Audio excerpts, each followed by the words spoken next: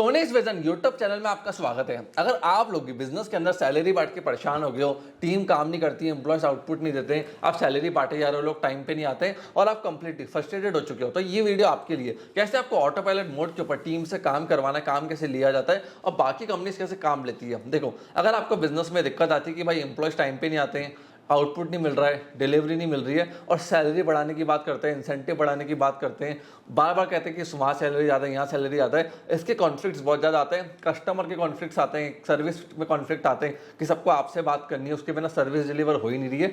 इन सब चीज़ों के लिए आज मैं आपके लिए सोल्यूशन लेकर आऊँ। देखो, जितनी भी बड़ी कंपनीज होती हैं या ऑर्गेनाइजेशन होती है जिनका टर्नओवर 15, 20, 30 लाख इससे ज़्यादा होता है, वो लोग हेड ऑफ ऑपरेशंस रखते हैं। वो क्यों होता है मैं आपको बताता हूँ किस लिए जरूरी है। हेड ऑफ ऑपरेशंस एक सस्पेंशन की तरह होता है। अब लेट सपोज एक गाड़ी है, गाड़ी के अंदर ऑडी गाड़ी है, वो रोड पे तेजी से चल रही, गड्ढा आ गया, स्पीड ब्रेकर आ गया, तब क्या होगा? तब अंदर बैठा हुआ आदमी हिलता नहीं है। क्यों? सस्पेंशन उनके लाख 2 लाख रुपए, कितने मजबूत सस्पेंशन, अच्छे सस्पेंशन होते हैं। वैसे ही बिजनेस के अंदर हेड ऑफ ऑपरेशंस होता है, वो आपका सस्पेंशन है। कभी एम्प्लॉय आपसे झगड़ने आ रहा है, कभी आपका कस्टमर आ रहा है, कभी बिजनेस में और कोई बड़ी दिक्कत आ रही है, वो उन शॉक को पहले ही झेल जाएगा और आप तक बहुत माइनर झटका लेकर आएगा। आपको सिर्फ माइनर सा उसमें चेंजेस करके उसको बता देने और वो एग्जीक्यूट कर देगा। अब देखिए, जो हेड ऑफ ऑपरेशंस होता है उसकी तनख्वाह 20-30 हज़ार रुपए से लेकर 50,000, 60,000 depending on organisation size, turnover, city, ये 3 चीज़ डिपेंड करती है। फिर साथ में उनके इंसेंटिव होते हैं जो कि वेरी करते हैं 20,000 से लेकर 1 लाख के बीच में। ये भी वेरी करता है सिटी, कंपनी का साइज और turnover. Companies head of operations को जो इंसेंटिव देती है वो प्रॉफिट्स में से देती है, रेवेन्यूज में से देती है,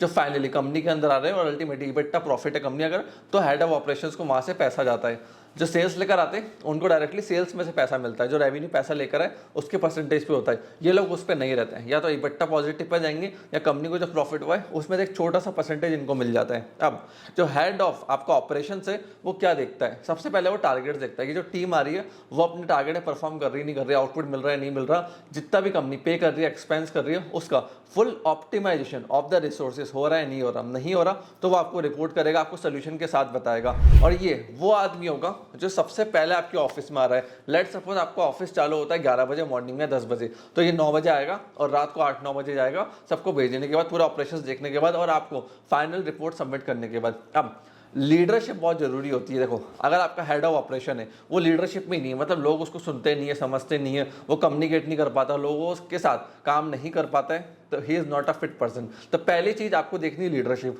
और आप इन सारे पॉइंट्स को नोट डाउन कर सकते हो। वीडियो को पॉज करो, एक पेन पेपर लो और सारे पॉइंट्स को नोट डाउन कर लो। पहली चीज है लीडरशिप। लीडरशिप होना जरूरी है, तभी वो लोगों को इंस्पायर करेगा और साथ लेके चलेगा, नहीं तो टीम छोड़ के भाग जाएगी। दूसरा कम्युनिकेशन, कि भैया वो ईमेल कितने अच्छे से लिख पाता है, टाइपिंग कैसी है, उसकी बात करने का लहजा कैसा है। अब उसको बात करना ही नहीं आती है, आड़े तेरे शब्द बोलता है या ढंग से कम्युनिकेट नहीं कर पाता, ना टीम से, ना क्लाइंट से, ना मैनेजमेंट से, तो वो भी बेकार है। ये दूसरा पॉइंट हो गया। तीसरा पॉइंट है प्रॉब्लम सॉल्विंग। अब देखो, कोई कंपनी में प्रॉब्लम आ रही है, अब प्रॉब्लम ऐसा नहीं होता कि बता के आती है या ये हो के आती है कि मैं पुरानी प्रॉब्लम में रिपीट हो रही हूँ, नहीं, हर बार कोई नई प्रॉब्लम आती है। तो प्रॉब्लम सॉल्विंग स्किल देखो, क्या इस बंदे में नहीं है? ऑपरेशन मैनेजमेंट के हेड के काम का नहीं है ये। फिर देखो टाइम मैनेजमेंट, अब वो आपका टाइम बचा पा रहा है, टाइम सेव कर पा रहा है। ऐसा तो नहीं मीटिंग के लिए आया, 5 मिनट की मीटिंग को 2 घंटे लेके बैठा रहा, छोटी सी समस्या को 3 घंटे लेके बैठा रहा, तो आपका टाइम कैसे मैनेज करता है। फिर देखो प्लानिंग कैसी है इसकी, स्ट्रेटेजीज को लेके वो जरूरी कि सर हमें आगे कैसे सोचना है, किसको कहाँ हायर करना है, कैसे डिपार्टमेंट को सिस्टमेटिक वे में लेके जाना है, कैसे टर्नओवर को बढ़ाना है। फिर रिस्क एनालिसिस, अब आगे वो एम्प्लॉय छोड़ के चले जाए, जो क्रिटिकल अच्छे एम्प्लॉयज होते हैं वो छोड़ के चले जाए, उनके रिस्क को एनालाइज करे कि सर ये आदमी छोड़ के जाएगा, उसका बैकअप ये रहा, हर चीज़ के बैकअप क्रिएट करके रखे। अगर कंपनी में नुकसान हो गया, क्लाइंट से पैसा नहीं आया, तो सारी रिस्क को देखते हुए चले। फिर फाइनेंस, पैसा बहुत जरूरी है ऑपरेशन हेड के लिए, कि सेल्स कितनी आ रही है, खर्चे कितने हो रहे हैं, परचेज वाले ढंग से काम कर रहे नहीं कर रहे, सेल्स वाले ढंग से काम कर रहे नहीं कर रहे, ऑफिस में इलेक्ट्रिसिटी का बिल जाता है, सारे एक्सपेंसेस जाते हैं, तो फाइनेंस का बहुत तगड़ा खिलाड़ी होना चाहिए। फिर टीम मैनेजमेंट और हायरिंग, कि उसको जीडी बनाना आनी चाहिए, पोस्टिंग आनी चाहिए, पता होनी चाहिए कहाँ से एम्प्लॉयज आएंगे, कहाँ से अच्छा लड़का मिलेगा, लड़की मिलेगी इस रोल के लिए। तो हायरिंग और टीम मैनेजमेंट जरूरी होता है। और लास्ट में फास्ट डिसीजन मेकिंग, क्योंकि देखो अगर वो डिसीजन टाइम पे नहीं ले पा रहा, लेट डिसीजन लेना is equal to no decision taking और रॉन्ग डिसीजन टेकिंग। होता क्या है, हम कई बार जब अपॉर्चुनिटी निकल जाती है, एम्प्लॉय निकल जाता है, कस्टमर चला जाता है, क्लाइंट चला जाता है, फिर डिसीजन लेने आते हैं कि हम 10 दिन बाद डिसीजन ले रहे हैं, वो कंपनी से आगे नहीं बढ़ पाती है। कोडेक टाइम पे डिसेंटली फेल हो गई, नोकिया फेल हो गई, ब्लैकबेरी होगी, ऐसी हजारों कंपनीज है जो दुनिया के अंदर फेल हो गए। क्यों? टाइम पर डिसीजन नहीं ले पाए, वो बहुत जरूरी होता है। फिर आपको ये देखना है कि ऐसा फाउंडर सीईओ, क्या ये बंदा आपको ईज प्रोवाइड कर रहा है, कॉन्फ्लिक्ट मैनेज करके आपको ईज दे पा रहा है, वो सस्पेंशन की तरह काम कर पा रहे हैं। मालूम पड़ा मारुति 800 का सस्पेंशन था और आप कंपनी चला रहे हो ऑडी के बराबर 60-70 लाख की, वो दे ही नहीं पाएगा सस्पेंशन, वो आपकी कंपनी पूरा शॉक कर देगा, आपको पूरा हिला देगा। तो आपको ये देखना है कि क्या ये बंदा कॉन्फ्लिक्ट ईज प्रोवाइड कर पा रहा है, नहीं कर पा रहा, वो बहुत जरूरी है।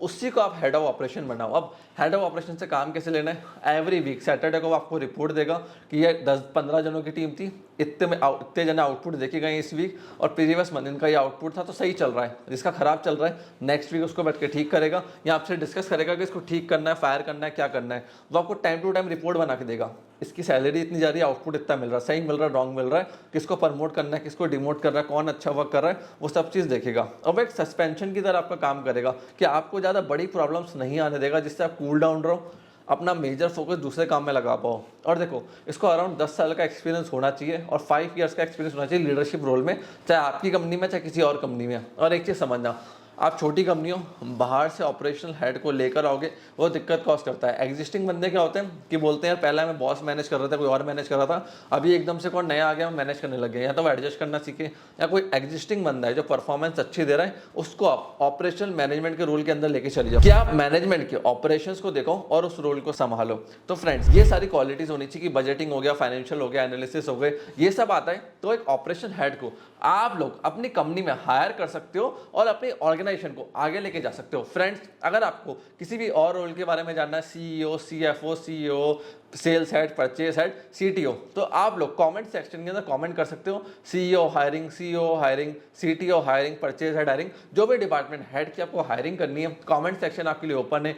उसका नाम आप नीचे लिख दीजिए, मैं डेफिनेटली उनको रीड आउट करता हूं और डेफिनेटली इस चैनल पे आपके लिए उनके रोल के रिगार्डिंग वीडियो लेकर आऊं, कैसे उनको हायर करना है, रोल्स क्या होंगे, ड्यूटीज क्या होंगी, रिस्पॉन्सिबिलिटीज क्या होंगी। अगर आपको वीडियो पसंद आई तो इसको लाइक कीजिए, चैनल को फटाफट से सब्सक्राइब कर दीजिए। जैसे ही हम लोग ऐसे काम की इंपॉर्टेंट इन्फॉर्मेशन लेकर आए, आप लोगों को तुरंत उसका नोटिफिकेशन मिल जाए। आपने इस वीडियो को यहाँ तक देखा, हम लोगों को सपोर्ट दिया, उसके लिए धन्यवाद।